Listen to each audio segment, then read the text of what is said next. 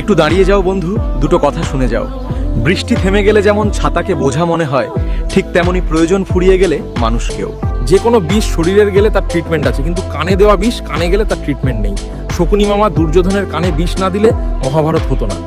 এখন জল যদি কাদায় পড়ে তাহলে সেটা কাদা, আর যদি সেই জল গঙ্গায় পড়ে তাহলে সেটা গঙ্গা জল।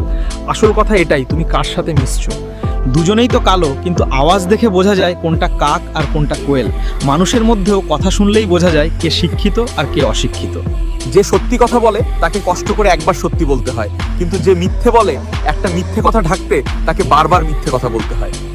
মিথ্যে কথা বলে তুমি পরকে খুশি করতে পারবে, কিন্তু আপনজনদের নয়।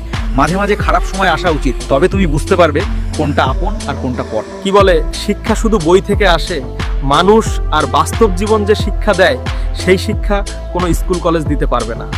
যাই হোক, যদি আমার এই কথাগুলো ভালো লাগে, এখনকার শুভ সংখ্যা ভাগ্যবান সংখ্যা 11, কমেন্ট বক্সে লিখে এই আশীর্বাদ সবাইকে দেখার সুযোগ করে দিও। ধন্যবাদ, ভালো থেকো।